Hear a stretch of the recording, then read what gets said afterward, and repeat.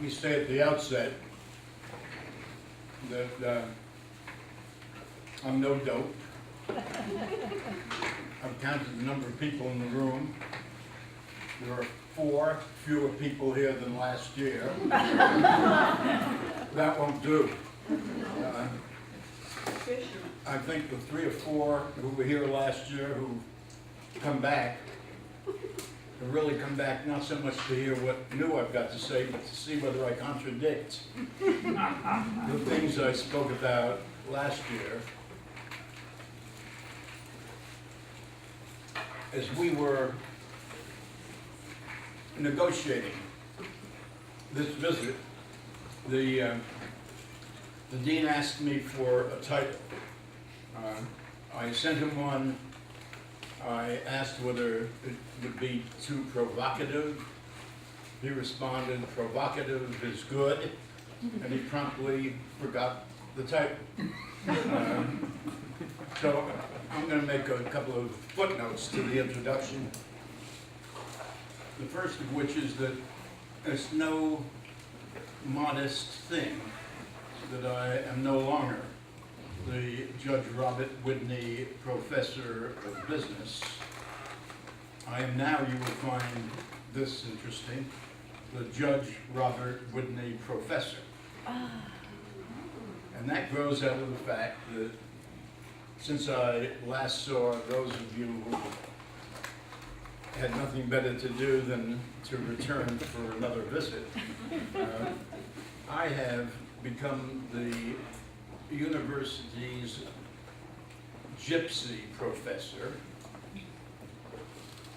I tell everybody, and it is correct, that I now lecture at the schools of law and medicine and architecture at the College of Arts, Letters, and Science, at the College of Technology, the College of Business, the College of Accounting, College of Theater Arts. I always finished with the observation that I'm a smash at the School of Gerontology. In any audience other than this, that gets a laugh. The response is he's claiming to be the poster boy for the School of Gerontology, and I think in part I really am.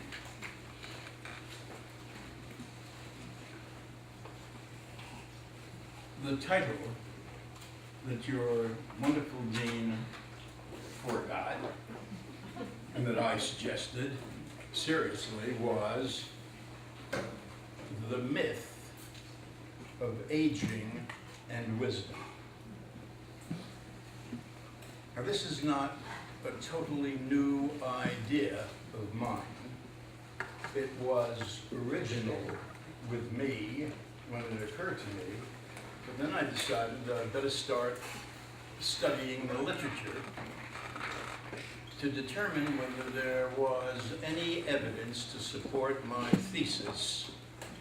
And my thesis, and by the way, I've encountered a substantial amount of the literature, and many of you are probably familiar with the writings of Staudinger and Voltus and Erickson and Meacham and others, Sternberg. I have thought it a myth because although it is true that throughout the history of humankind, there has almost never been a society that did not venerate its aging. The councils of elders appear in virtually every society that you study. The assumption in some parts of the world, India comes quickly to mind, is so profound that it is automatically assumed that if you are elderly, you are possessed of wisdom. The myth of wisdom and aging that I refer to is that very point of view that I have just reviewed. It is not only mythology, I argue that it is even dangerous. It is dangerous for those of us who age, and I am probably by decades the oldest figure in the room. It is dangerous for those of us who age to assume that we are somehow therefore possessed of wisdom. It is dangerous for those younger to take it for granted that the elderly are possessed of wisdom and therefore, as a consequence, simply be guided by it. I tell you that with age, much more likely comes dementia than wisdom. With age comes the opportunity for wisdom. It is no automatic gift, and nobody should assume that it is. Now, I've referred to the work of numbers of the better-known psychologists who have increasingly done significant work in this area, as have the neuroscientists. And I think that there is compelling evidence that what I'm about to say has its roots literally 4 years after the birth of Christ.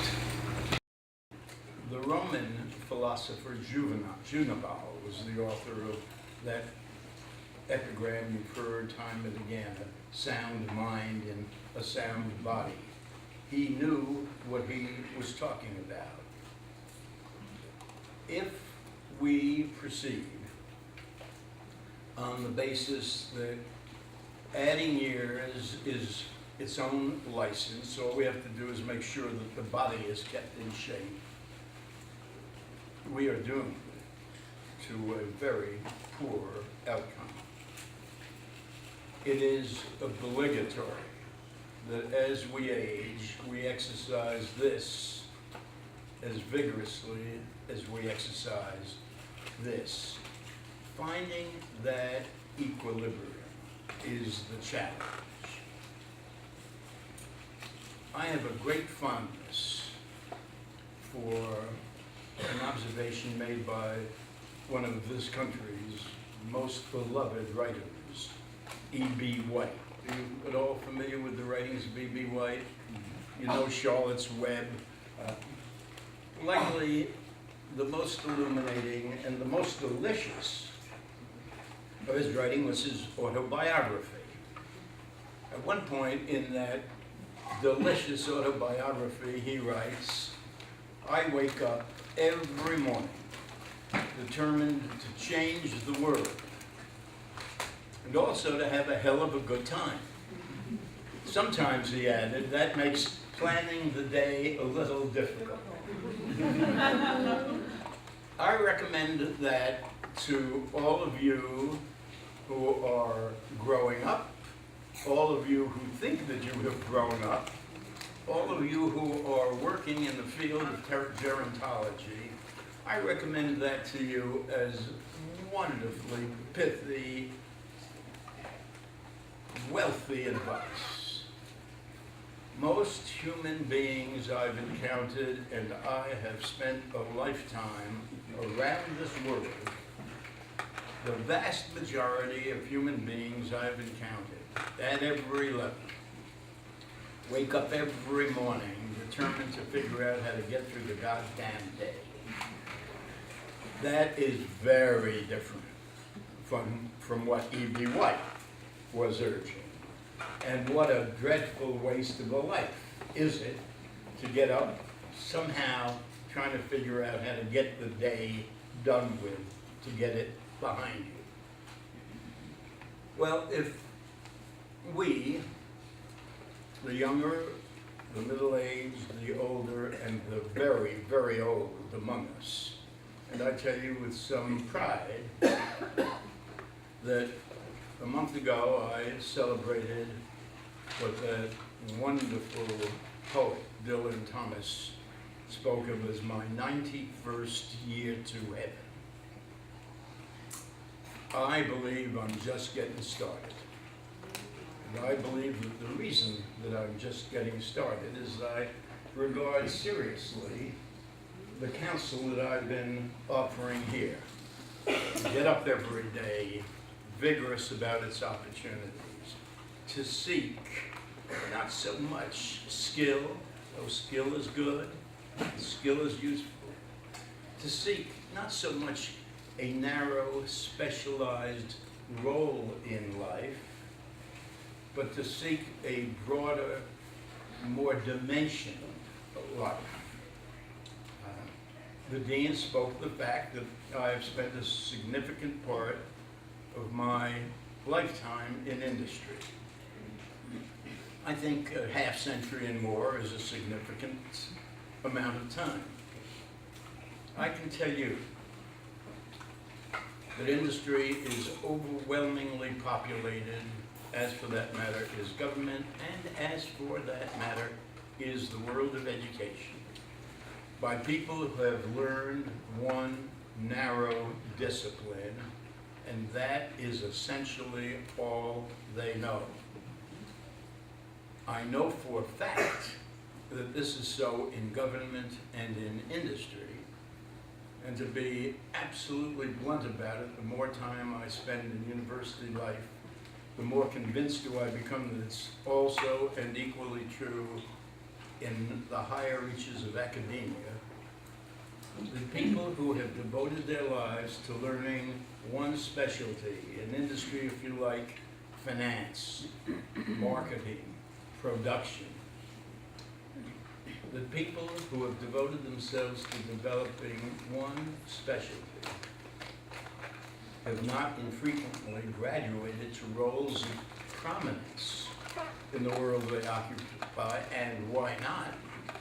Virtually everybody else in that world, in government, in education, in business, has moved through an educational system and a life process that is focused on learning a specialty.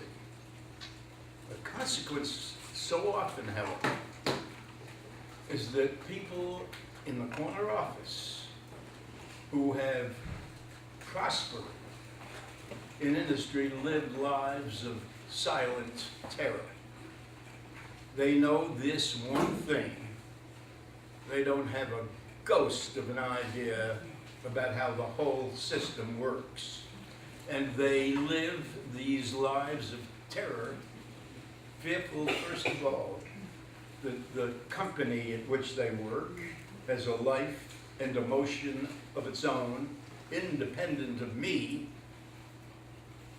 Someday I may fall off. Or worse, someday somebody's going to discover that I don't really know how the hell this thing works. In this gypsy life, walking around the campus, visiting and lecturing at the many schools of the campus, I have found two predominant expressions. One is an expression that's perfectly well understood by everybody in the room: how the hell am I going to get a job? And the second is, and this is asked more frequently than any other, is President Obama trying to do too much? These are not unrelated matters. I say to the students, whether the School of Architecture, the School of Law, the School of Business, or journalism, let me tell you something. This is a great university, and it's getting to be a greater university all the time. That's the consequence of a number of things, including the whole financial circumstances as public as against private universities. But it's also the consequence of quite remarkable leadership by the president and provost and others. But the simple reality is that every student who graduates here and has been taught well and has learned well is approximately in the same position to get a job as every other student at every other good university. They're all very well trained, especially in that specialty, if you will. How in a world where jobs are so scarce and so tough to get, then does one perfectly good student distinguish herself from tens of thousands of others? And I'm not altogether exaggerating. Most reasonable jobs are pursued by as many as 2,000 kids graduated just this past semester. I suggest that finding the path to wisdom, which isn't automatic at any age, is the material that is likely to differentiate that student from another.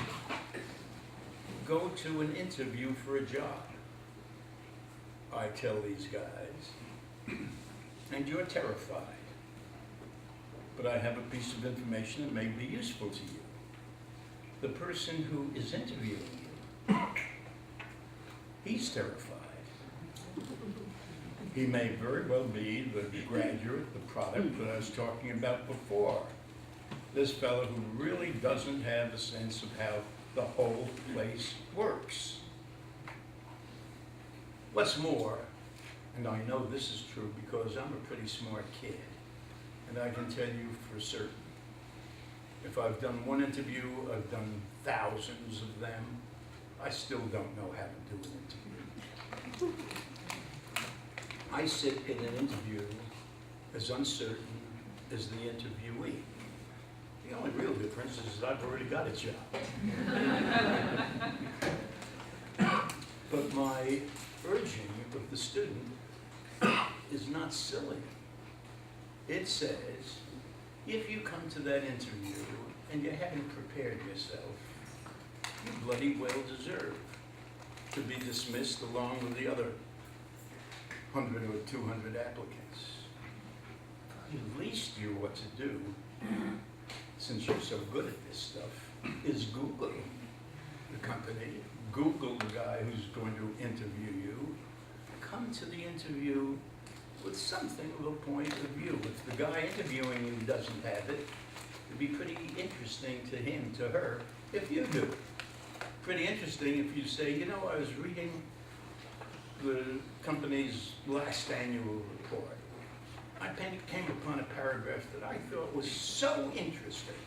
I wonder whether you would comment on the relationship of the company to the increasing dominance in your field of Chinese companies, or whatever. Something that suggests that you paid some attention, something suggests that you're interested, and something that gives the guy who's interviewing you a chance to speak. I can assure you, I tell the students, if you do something like that, you may not be the only one, but you're going to be one of a handful who has come with some preparation for the interview. The more wide the bandwidth of your intellectual preparation for life, the more certain can you be when you walk into that office for the interview, whether it's at the university, whether it's at government, or whether it's in industry. I said there were two questions that I get more frequently than not. And the other question, as I suggested to you, is the president attempting to do too much at one time? Now, let me just make clear. I've been a big fan of this president from well before he ran. And I don't know him. I'm no pal of his. I wasn't actively involved in his campaign. I've met him once or twice, but at large social events. But I have seen in him a transformational figure. And when I am asked by the students whether he is attempting too much at one time, I respond that it depends on how you look at this stuff. It depends on how you think. I need not tell anybody in this room that we are living in a new age. We have moved out of the analog age into the digital age. One of the interesting, for me, anomalies in higher education is that the students are so more frequently literate and numerate in the new technology than are the people who are teaching them. That doesn't mean that the people who are teaching them are there to teach them how to work a computer, how to build a platform. It simply means that some of the instrumentation for learning and communication is stuff at which the students have something of an edge. Anybody in the room familiar with the acronym GIGO? People in the computer world use it all the time. G-I-G-O. Garbage in, garbage out. It is one thing to know how to process the material. It is one thing to effectively use the instrumentation of the digital age. But if all you've got to feed into it is garbage, it's going to deliver garbage as its output. This president is, in my thinking, the very model of a digital thinker. Let me pause for a minute. What do I mean by analog and digital?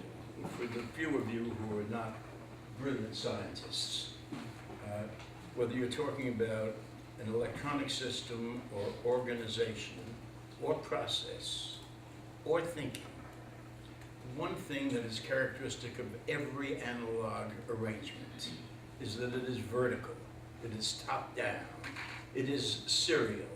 One function feeding the next, feeding the next. It is symmetrical. It is linear. Pretty good expression, pretty good image of the analog world is the relay race, where I hand the baton over to you, you hand it to the next person, she hands it to the penultimate person, she hands it to the ultimate person, and that's the process. If you think about it, that's been the tradition in learning, that's been the tradition in business. The boss speaks to the lieutenant, who speaks to the sergeant in business or the military. That's the analog world. The digital world, it ain't vertical, it's horizontal. It's not synchronous, it's asynchronous. It is not linear, it's non-linear. It is interactive, it is multi-dimensional. That's not inconsequential. The image I think about, if I think about the digital world, and there are numbers of them, is the jazz quintet. You can have 5 superb instrumentalists, each one a genius at his or her instrument. If you listen to jazz, and I don't know how many of you care about jazz, it's our American, indigenous American music. If you listen to jazz, if you listen to Wynton Marsalis and his group, what distinguishes them is that they listen to each other, that they respond to what the other guy is doing. That's a pretty good image for music. It's a pretty good image for industry. It's a pretty good image for learning. It's a wonderful image for democracy. So to roll back to where I was, if you think about what the president is doing in analog terms, then there's a ladder. He's doing this, or he's attacking this problem, then he's attacking that problem, then he's attacking the next problem, and the next. That's Pandora's box. That is tough. But if he, as the president, brings this digital disposition to the work, and he sees this as one problem, every part of which is intimately related to the other. That you can't talk about the economy without being concerned about the environment. And you can't talk about the physics without appreciating the music. If you see it as one complex, but a weave of problems, then he's attacking one enormous problem, and I can happily leave it to each of us to make a judgment about how effectively he's doing it. If you have the disposition that I bring to this material, if you have the prejudice, the epistemological prejudice that I bring to the material, then you're not at all surprised if there's a stumble here or there. In the end, in this inordinately complex world, the kind of thinking that he brings, the kind of skill that he brings, is the kind of skill that improves the odds. And effectively, the kind of skill that he brings is what I'm talking about when I speak of wisdom. Wisdom is not knowing a lot of things. Wisdom is understanding and engaging in the interaction of many aspects of life. The psychologists who've been studying wisdom increasingly determine that even as over the last century, the population, the average age of the population has just about doubled. It's kind of astonishing. They've also learned that older people who engage the mind as vigorously as they engage the body demonstrably live an average of 7.1 years longer than older people who don't. I don't know about you guys. I'd settle for another 7.1 years right now. That's big time. What then is the essence of what I'm arguing? And I have my mind on the clock, I have my mind on the fact that many of you, particularly students, have to move on. So I want to leave a little time for you to ask me questions, even if you're disguising your contempt for what I have to say in the form of a question. I've been working this question of wisdom now for some time. First, I've developed for myself a working definition. It is in process. It will likely change, but for the moment I kind of like it. And second, I have developed the answer to the question, all right, wise guy, and how do you go about this stuff? I'm going to try to offer you the definition and a little bit of the answer to, all right, wise guy, how do you generate it? Let me say first that wisdom can be extraordinarily useful if you are engaged in such things as working through your own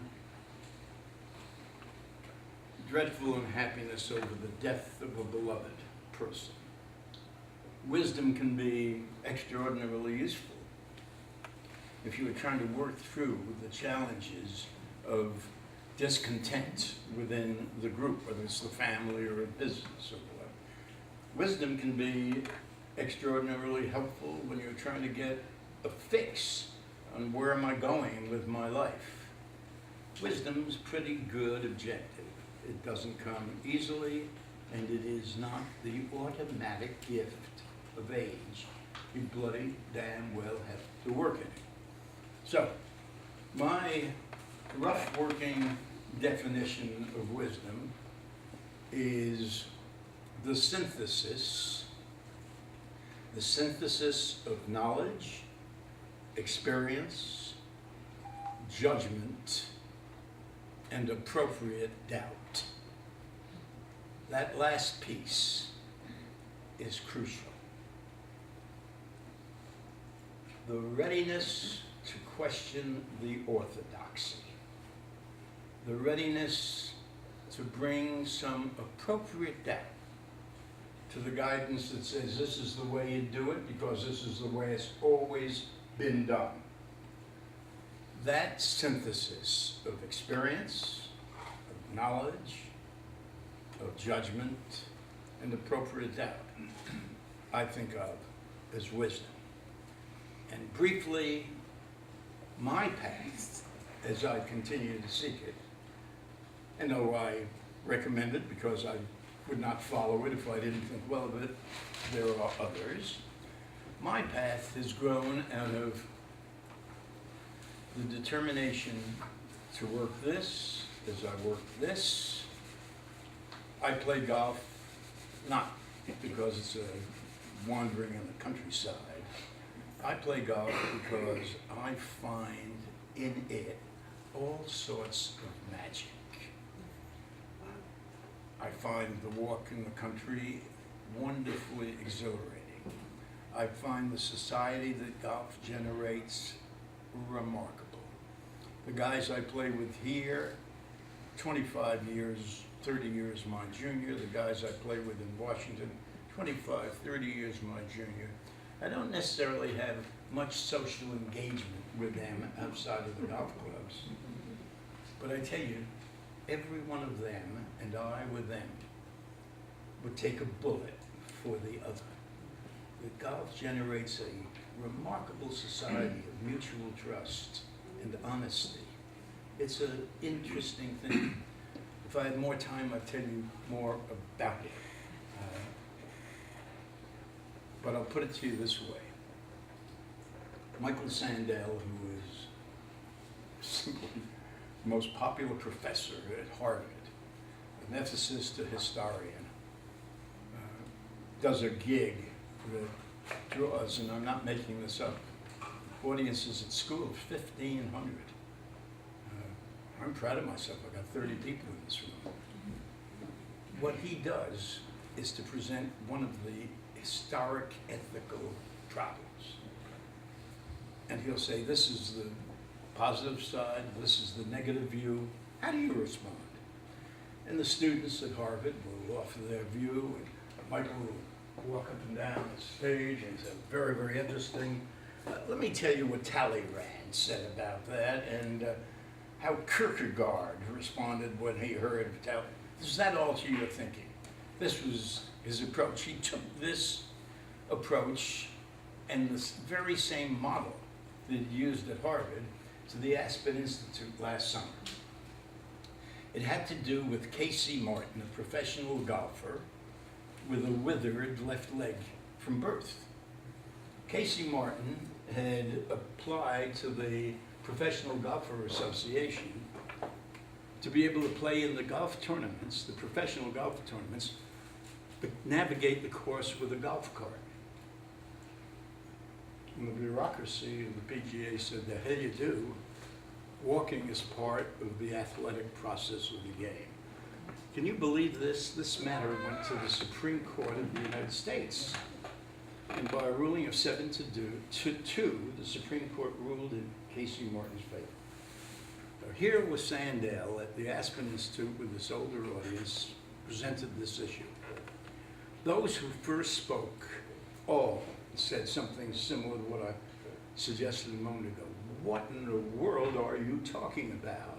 How in the world can you waste the time of the Supreme Court of the United States on an issue like this? Golf is not athletics. It's wandering around in the country, and occasionally you take a stick and you poke at a little white ball. Ooh, the 5 or 6 who spoke to the opposite point of view, starting with Tom Friedman. Any of you know the writing of Tom Friedman? He's a really quite remarkable journalist whose work appears almost certainly two times a week in the New York Times. He's an excellent golfer. He took the position that the PGA was damn right. In point of fact, he and everybody else was speaking. We're really speaking about their fury at those who said that golf is not athletics. They took exception. They almost forgot about the ruling of the Supreme Court. What do you mean it's not athletics? When it was over, Sandel, an old friend, came to me and said, Sidney, you were uncommonly quiet. Don't you have a point of view about this? I said, Michael, had I spoken, I would not have spoken for the PGA, and I would not have spoken for Casey Martin. I would have spoken for that maligned little white ball. That's not just a little white ball. That is Mephistopheles. That's the devil. Anybody who's ever played golf can tell you, she or he stands over that ball, frozen in terror, listening to the golf ball whisper or hiss at me. Go ahead, sucker, show me what you're made of. That's the stuff that makes golf so fascinating.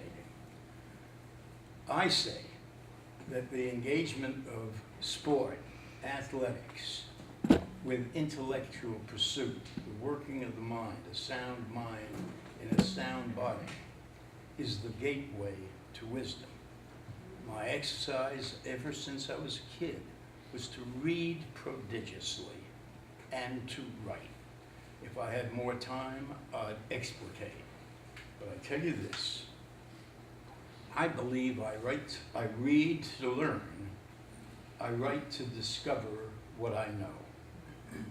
Those of you who have not begun to experience the agony and the joy of writing are passing up one of human life's unique possibilities. Writing is not the mere transfer of stored intellectual inventory from the mind to paper. Writing is discovery.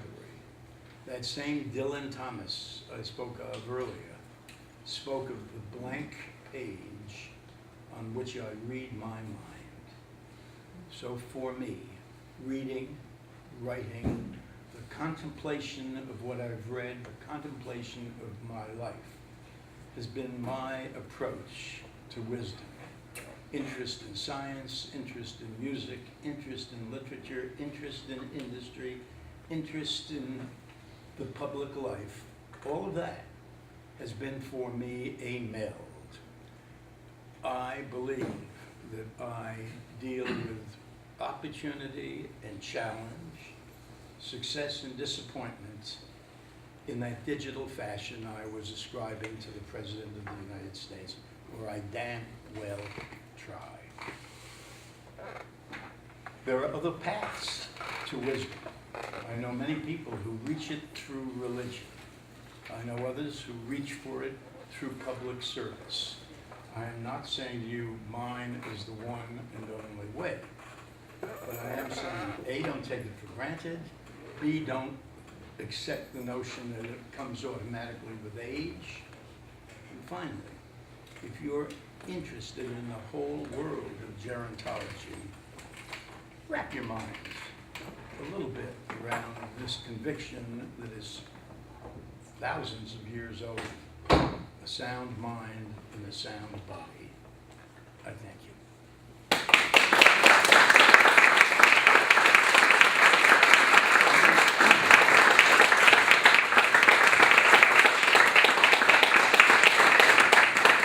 We'll do again. Anybody got some wisdom?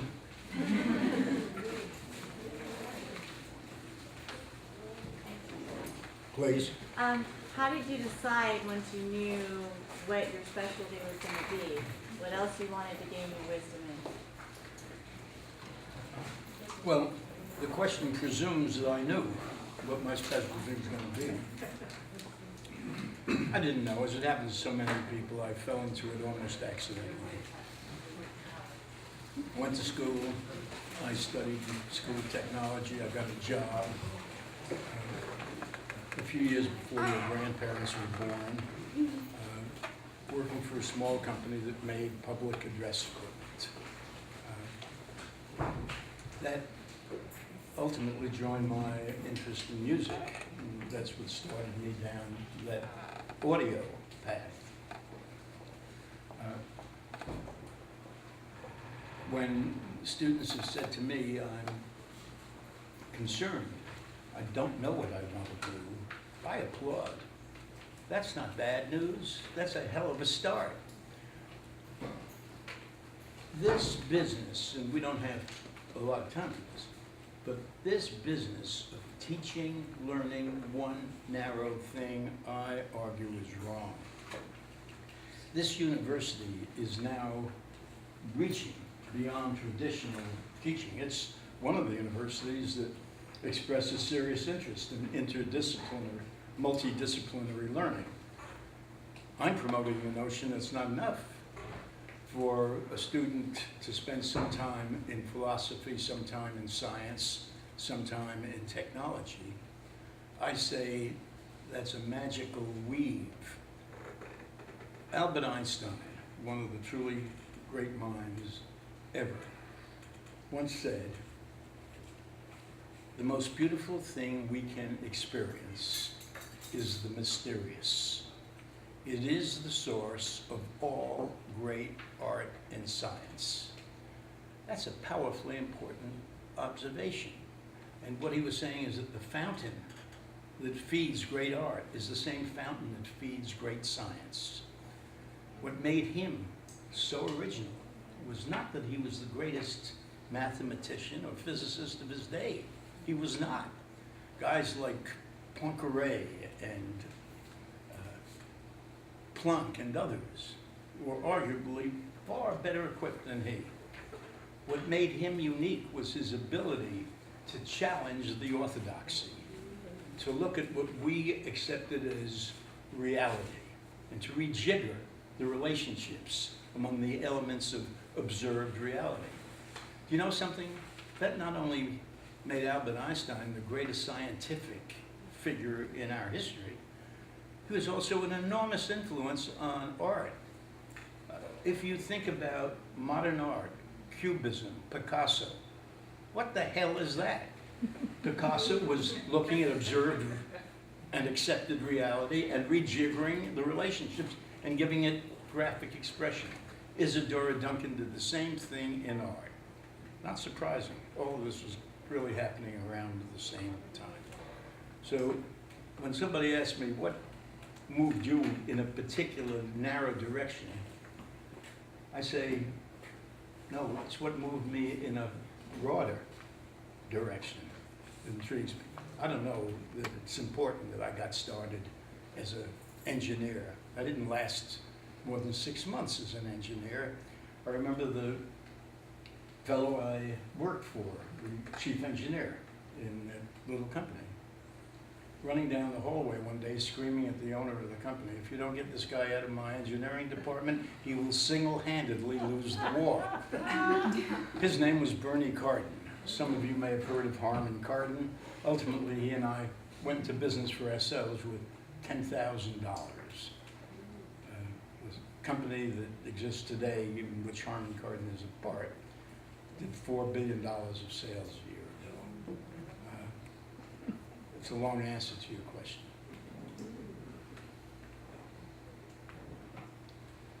Well, I appear to be the benign substitute for Ambien today. Let me ask a question. How much of this is teachable, and how much do you see as something can be nurtured but not taught, this wisdom? I think that's one of the best questions ever. How much of this wisdom is teachable?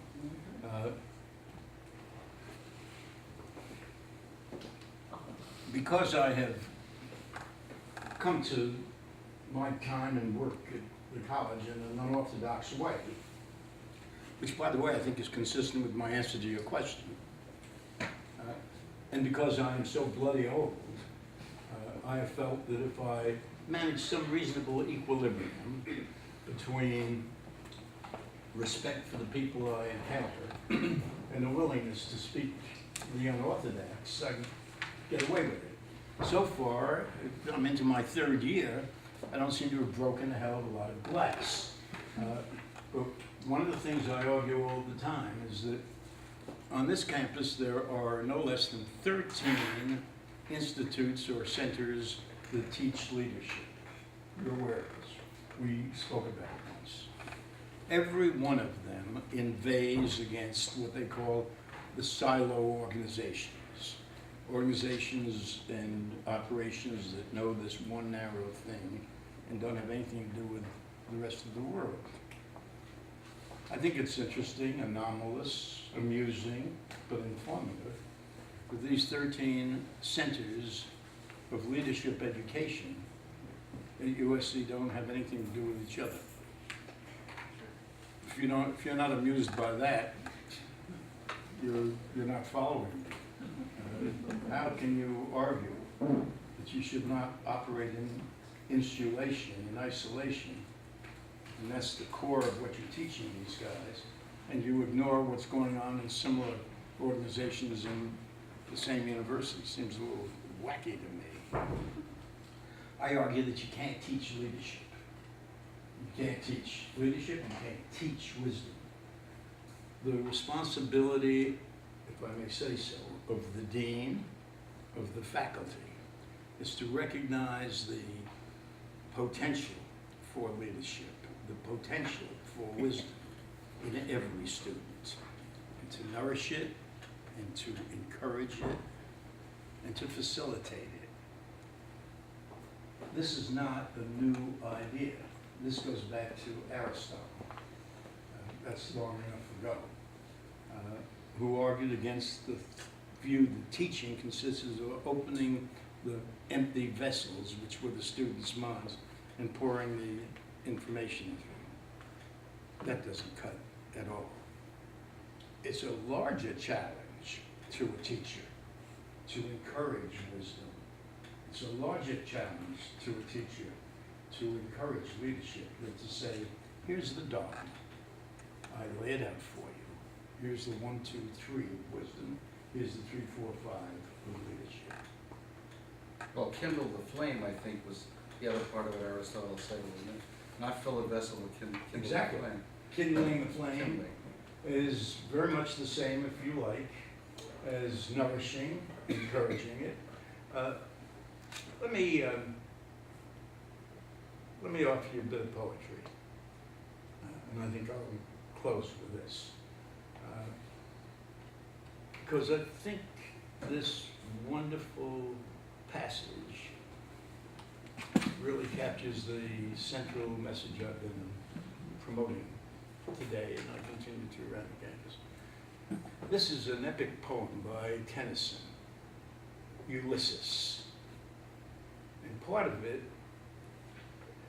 was beloved by John Kennedy, the president, by Robert Kennedy, his brother, and by most presidents since. It's the first part. The second part is what I think to be the important part. If I remember it well, the first part reads, though much is taken, much abides.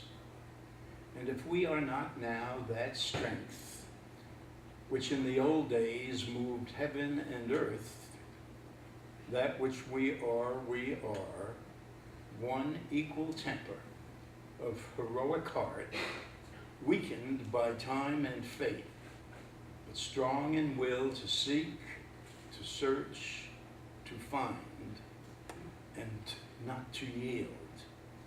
That's a pretty heroic set of recommendations. But what follows, I think, is more meaningful. Much have I seen and known. Cities of men, manners, climates, and governments, and drunk delight of battle with my peers. I am part of all I have known, yet all experience is an arch, where through gleams that untraveled world, whose borders fade forever and forever as I move. How dull it is to pause, to make an end, to rust unburnished, not to shine in use. I think that ought to be the underlying indenture for life. shine in use.